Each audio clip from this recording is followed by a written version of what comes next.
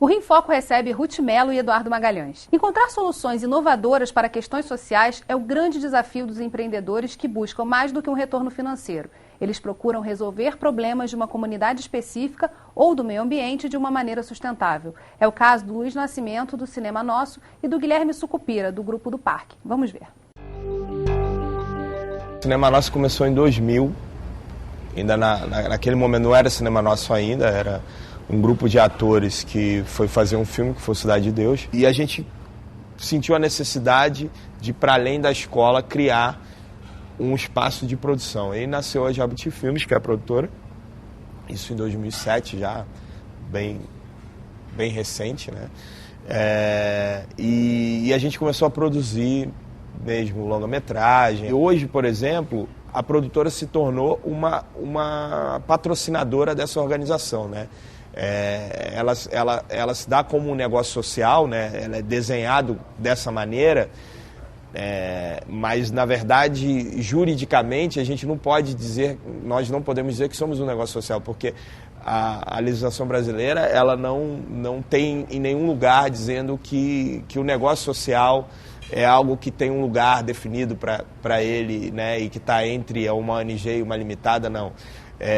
Nós somos uma limitada e uma ONG. Então a ONG cuida da parte de formação e a limitada cuida de toda essa parte de produção, de eventos, etc. Hoje a gente tem na Prefeitura do Rio, né, na Secretaria de Cultura, nessa gestão do prefeito Eduardo Paes, que talvez seja a gestão que mais tem investido em cultura na história dessa cidade, e na Petrobras os nossos maiores parceiros, né, os nossos maiores financiadores, e quem acredita mesmo nesse processo que nós estamos construindo aqui no Rio de Janeiro, de formar jovens que vêm da periferia, né, que vêm desde os nossos primeiros processos de formação lá na base, né, de uma formação vocacional que a gente chama.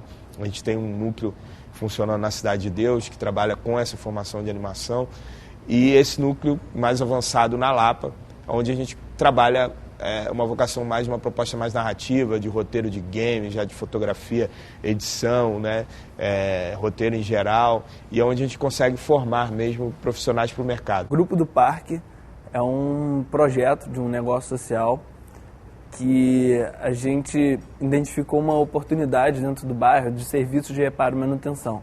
Isso é uma grande demanda do bairro, é um bairro praticamente residencial, tem 78 mil residências mais ou menos, e a gente começou a se relacionar com a comunidade do parque da cidade. A gente começou a ser voluntário e conhecer um pouco a comunidade, e aí surgiu, meu sócio conheceu alguns profissionais de serviços de reparo e manutenção e teve essa ideia da gente poder trabalhar junto com eles fazendo o agenciamento desse serviço.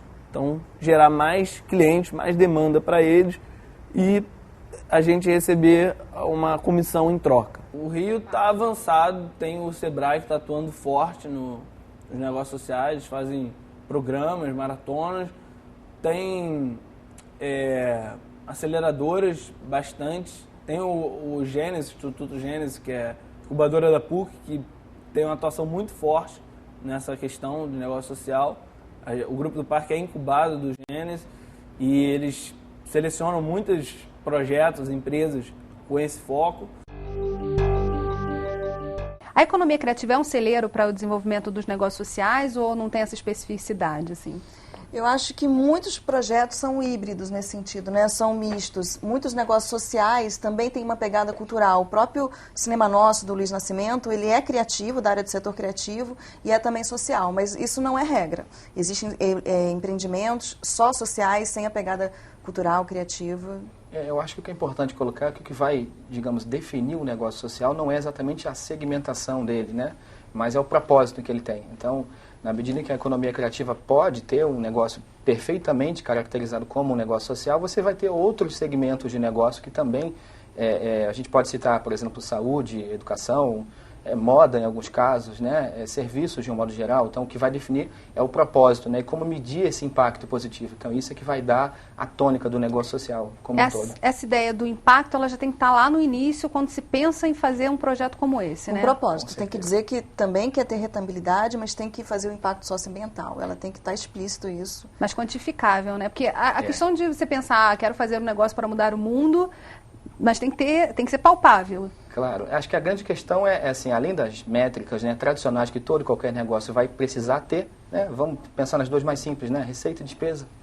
Então, basicamente, lá atrás, o ideal é que você tenha o desenho desse impacto que você quer causar. Então, o que se costuma dizer em negócio social é o seguinte, que o impacto não é quantas pessoas você atinge com aquilo, mas o que você muda de fato na qualidade de vida daquelas pessoas. Então, um exemplo hoje, no mundo, que é muito conhecido, né, é de um iogurte famoso, um case que todo mundo conhece. A questão não é quantas crianças consumiram o iogurte naquela região, mas qual a melhoria dos índices nutricionais que elas tiveram a partir daquele consumo, né? Então, acho que passa um pouco por isso. E o desafio também, né, é que cada negócio vai ter um desenho específico para isso, e talvez seja o maior desafio, que é o que vai caracterizá-lo de fato como um negócio social, é esse impacto medido. Agora, no primeiro bloco, a gente viu que, apesar de não ser regulamentado ainda, já existem fundos para financiar esse negócio social. E como acessar esses fundos, se você não é uma empresa como outra, enfim? Os fundos hoje, eles ainda estão buscando empresas com um potencial mais alto de escala, digamos assim, né? Então, o que se busca também hoje é construir espaço aqui na base para que mais iniciativas surjam e possam avançar, né, para chegar num patamar em que esse ecossistema, né, na parte que toca ali os fundos, consiga absorvê-los, né? São os fundos de alto impacto, né? E são muito poucos no Brasil, a gente conta na mão, quando são já dispostos a investir em negócios sociais. Mas tem fundos de outros países também olhando para o Brasil? Também que estão aqui. Tem aceleradoras, né, que incubam e também põem dinheiro neles e querem rentabilidade. Então, aceleradoras e fundos de alto impacto atuam e têm apoiado esse setor no Brasil de forma cada vez crescente, mas ainda muito incipiente. E eles ajudam muito, né? Esse desafio das métricas é igual ao desafio que as ONGs do terceiro setor se defrontaram desde sempre, né? Que é basicamente o quantitativo que o Eduardo falou, questões de métricas de faturamento, de público direto atingido, mas mais que isso, né? Como é que você mede quanto que aquela população lá da Índia, com esse case do Bangladesh Danone, né, do Gramin Danone, como é que elas melhoraram o combate à desnutrição infantil, né? Então, e como é que eles fizeram envolvimento com os microempreendedores de produção de leite e empregaram as mulheres mendigas das ruas, sabe? E fizeram uma cadeia produtiva de valor. Sim. Então, você consegue medir se as pessoas melhoraram o peso. Mas aí, uma dúvida que surge, que também a gente começou a falar, passando no primeiro bloco, é a questão da relação com o governo. Como é que esses negócios se relacionam hoje com os governos? Existe uma simpatia, né, pela causa, pelo negócio, pelo propósito que o negócio envolve, né? Mas, como falamos, não existe um marco legal específico que defina ou que consiga propiciar um espaço ainda, né, mais robusto de atuação para esses negócios. Se me permite, o Fernando Fernandes, da Saúde, que é um dos grandes cases aqui no Brasil, né, ele comenta que o governo não só não ajudou muito ele, como ele também atrapalhou.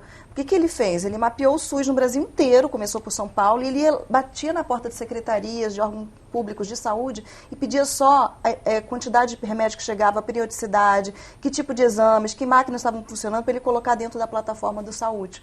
E as empresas e o Estado tinha medo, em alguns momentos, de falar com empresas, porque geralmente tem toda uma regulamentação, ele tem medo de só abrir as portas e dizer o que está acontecendo, que é uma informação pública, né? E às vezes também ele tinha receio de mostrar fragilidade, o governo tinha receio de mostrar fragilidade, a omissão em algum sentido, então fechavam as portas. E ele enfrentou tudo isso e mapeou o Brasil inteiro. Por outro lado, existem também negócios que já conseguem, né, fazer transações comerciais com o governo. Eu posso citar um case que é uma empresa chamada Outdoor Social, que o business dela é vender propaganda, né, em anúncios que ficam em regiões de comunidade, né?